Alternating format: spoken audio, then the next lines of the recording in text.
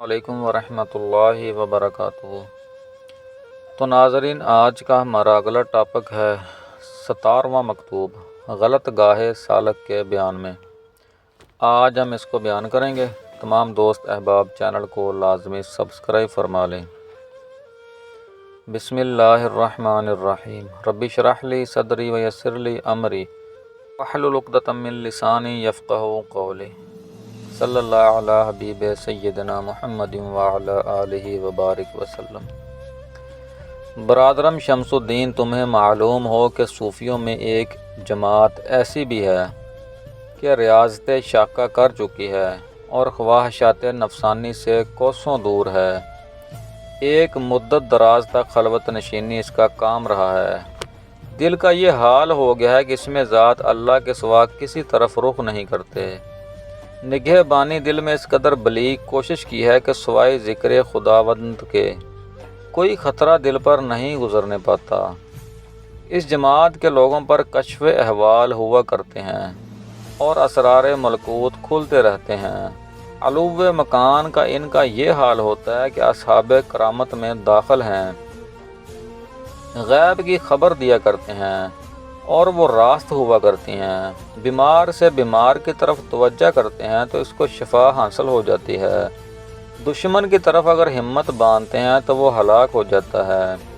ان حالتوں کو دیکھ کر ابلیس کو رشک اور حسد پیدا ہوتا ہے اور وہ اس فکر میں لگ جاتا ہے کہ جس طرح ممکن ہو حضرت سلامت کو اپنے دام تزویر میں لا کر شیطان مجسم بنا چھوڑیں۔ چنانچہ ان پر اسرار شریعت کو ظاہر کرنا شروع کرتا ہے، سوائے ایک راز کے کل راز کو کھول دیتا ہے۔ وہ ایک ایسا راز ہے کہ خود اس لعین پر بھی پوشیدہ رہا اور اسی سبب سے کمبخت نے آدم علیہ السلام کو سجدہ نہ کیا۔ وہ ایک پٹی تو یہ پڑھاتا ہے کہ مقصود ترک معصیت سے یہی ہے کہ خواہشات نفسانی دور ہو جائیں اور صفات بشریت مغلوب ہو کر رہے تاکہ سالک کو خدا سے تقرب حاصل ہو۔ دوسرا فقرہ اس کا یہ چلتا ہوا ہوتا ہے کہ مقصود ریاضت سے یہ ہے کہ ذکر حق دل پر غالب ہو جائے اور ذکر خداوند تعالیٰ سے دل میں ایسی جلا پیدا ہو کہ ساری ظلمات بشریت دور ہو جائیں تاکہ حقیقت معرفت سالک کو حاصل ہو۔ اور غرض شریعت درزی سے یہی ہے کہ کعبہ و وصال تک پہنچیں۔ جب وہاں تک رسائی حاصل ہو گئی تو زاد و راحلہ کی کیا حاجت باقی رہی۔ ان توہمات کے بعد اس قوم کو یہ خلل دماغ میں پیدا ہو جاتا ہے کہ نماز ادا کرنے کو حجاب سمجھنے لگتے ہیں۔ خیال یہ ہوتا ہے کہ ہم تو خود ہر وقت مشاہدے میں رہتے ہیں۔ مقصود نماز، رکوع و سجود سے تو دل کی غفلت دور ہوتی ہے، حضور دل پیدا ہوتا ہے۔ جب ایک ساتھ بھی غفلت نہیں رہی اور عالم ملکوت تو پیش نظر ہے، ارواح انبیاء بہترین صورت میں دکھائی جا رہی ہیں، اب ہم کو ان بگاریوں کی کیا حاجت باقی رہی۔ معاذ اللہ معاذ اللہ۔ یعنی بعینہ ابلیس کا واقعہ ہے کہ کمال کرم میں وہ ایسا بھولا کہ سجدہ آدم کی اس نے پرواہ نہ کی اور آدم علیہ السلام کو اپنے سے حقیر سمجھا، اس سجدے کو بے سود سمجھ کر باز رہا۔ تم کیا سمجھتے ہو کہ قرآن شریف میں قصہ ابلیس محض افسانہ کے طور پر بیان ہوا ہے؟ نہیں نہیں، ہرگز نہیں، بلکہ ایسی ہی قوم کی تنبیہ کے لیے ذکر کیا گیا ہے تاکہ یہ لوگ جان لیں کہ مقرب سے مقرب بھی ہو تو وہ تو فرما برداری میں تقصیر نہ کرے۔ اور بزرگوں کا یہ خیال ہے کہ شریعت کی راہ میں چلنا بھی عین حق طلبی ہے، بالکل بجا اور درست ہے۔ اب سنو اصلی راز جو ابلیس نے اس قوم پر ظاہر نہ کیا اور خود بھی غافل رہا، وہ کیا ہے؟ وہ یہ ہے کہ نماز وغیرہ سے غرض صرف صفات بشریت کا دور ہونا اور تقرب خدا تعالی حاصل ہونا نہیں ہے، بلکہ دوسرا مقصود یہی ہے کہ 5 وقت کی نمازیں گویا دریچہ کمال کے لیے 5 مسمار ہیں۔ اگر اس مسمار کا سہارا نہ ہوگا تو سالک اس مقام سے گر جائے گا۔ ممکن ہے کہ یہاں پر شبہ واقع ہو کہ آخر نماز کے مسمار ہونے کا سبب کیا ہے، کسی مناسبت سے نماز کو مسمار کہا گیا ہے۔ جواب اس کا بزرگوں نے یہ دیا ہے کہ اس کی وجہ کا انکشاف قوت بشری سے باہر ہے۔ یوں سمجھو کہ یہ راز قسم خاصیت ہے عقل اس کی دریافت سے عاجز اور قاصر ہے۔ مثلاً مقناطیس کو دیکھو، لوہے کو اپنی طرف کھینچ لیتا ہے، کسی کو اس کی خبر نہیں کہ ایسا کیوں ہے۔ علاوہ ازیں بزرگوں نے اس قوم کے لیے ایک بہت ہی واضح مثال دی ہے۔ وہ یہ ہے کہ ایک شخص نے پہاڑ پر چھوٹا سا مکان بنا لیا تھا اور طرح طرح کی نعمتیں اس میں لا کر اس نے رکھ دی تھی۔ جب اس کا آخر وقت ہوا، ساجزادے صاحب کو اس نے وصیت کی کہ اے فرزند، میرے بعد جس قسم کا تغیر اور تبدل اس مکان میں تم کرنا چاہو تمہیں ہم اجازت دیتے ہیں، مگر وہ کئی میٹھے جو خوشبو گھاس کے ہیں، اگر وہ سوکھ بھی جائیں تو انہیں اس مکان سے باہر نہ پھینک دینا۔ خدا کی شان وہ غریب چل بسا، برخوردار سلمہ اور اس مکان میں رہنے لگے۔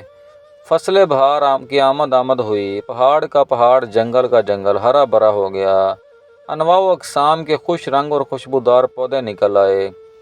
ساجزادے عمر دراز نے سوچا کہ ابا جان نے غالباً اس گھاٹ کے مٹھوں کو اس لیے یہاں رکھ چھوڑا تھا کہ مکان میں خوشبو رہے، اب خشک ہو گئے ہیں، گھاس کی کیا ضرورت باقی رہی؟ جہاں ایسے ایسے گل پھل موجود ہیں، حکم دیا کہ ان کو بدر کر دو، اور کافی مقدار تر و تازہ گلدستوں سے مکان سجا ڈالا۔ ادھر سے پرانی گھاس کا دور کرنا تھا کہ ایک سیاہ سانپ سوراخ سے نکلا اور نور نظر سلمہ کو ڈس کر چلتا ہوا۔ پھر کیا تھا، فوراً حضرت ختم ہو گئے۔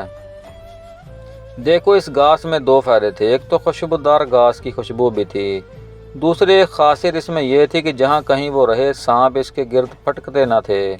وہ گھاس گویا ایک قسم کا منتر تھی۔ اس خاصیت سے کوئی شخص واقف نہ تھا۔ ساجزادے بلند اقبال نے اپنے کمال عقل پر غرہ کیا، آخر جانے عزیز کھو بیٹھے۔ یہ خرابی کیوں واقع ہوئی؟ اس لیے ہوئی کہ ایک مقصد کے سوا دوسرا مقصد اس گھاس کے رکھنے کا وہ نہ سمجھا۔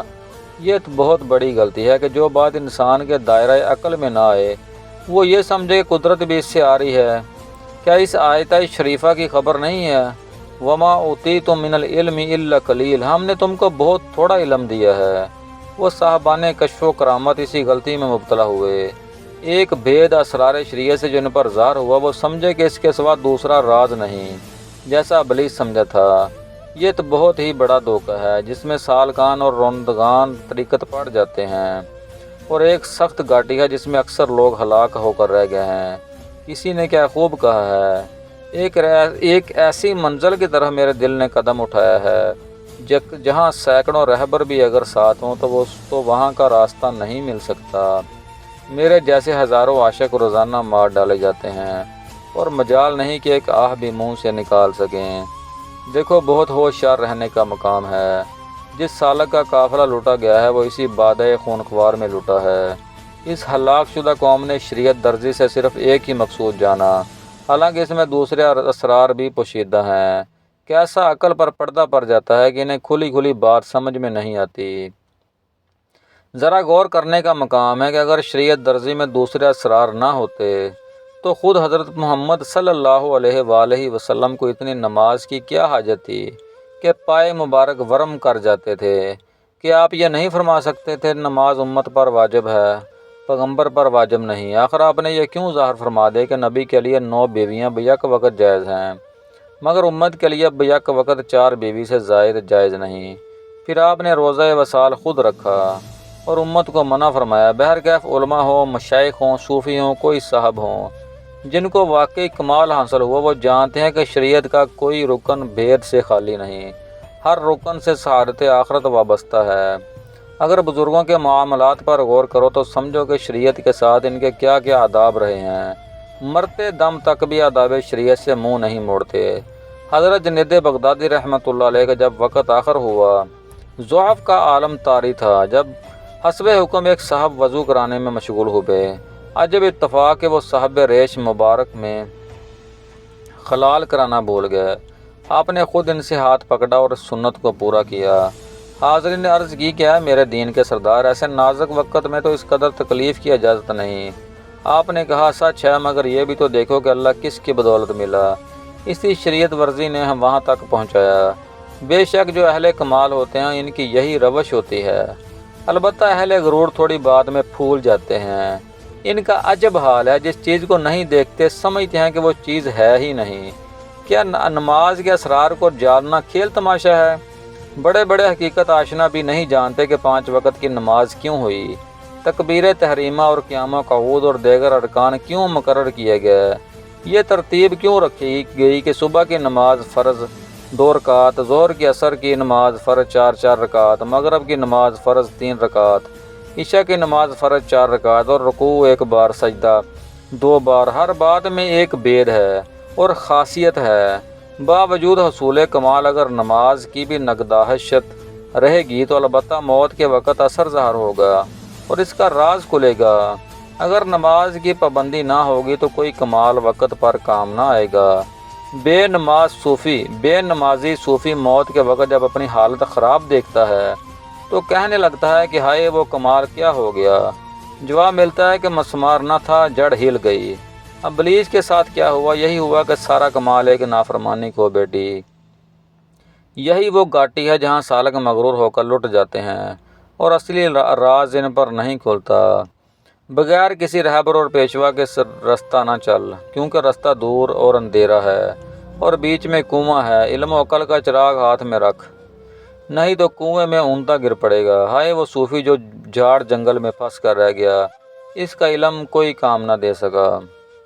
اے بھائی، جو لوگ واقعی خوش نصیب اور حق رسیدہ ہیں ان کو 2 آنکھیں ملتی ہیں۔ ایک آنکھ سے آفات نفسانی دیکھتے رہتے ہیں اور دوسری آنکھ سے صفات کرامت یزدانی ملاحظہ کرتے رہتے ہیں۔ جس وقت ان کی نوازش اور اکرام کا مشاہدہ کرتے ہیں، ناز کرتے ہیں، اور جب عجز اور آفات خاک پر نظر پڑتی ہے پانی پانی ہو جاتے ہیں۔ اللہ اکبر! میں کبھی سب سے اونچے آسمان کی بلندی پر پہنچ جاتا ہوں اور کبھی اپنے پشت پا کو بھی نہیں دیکھ سکتا۔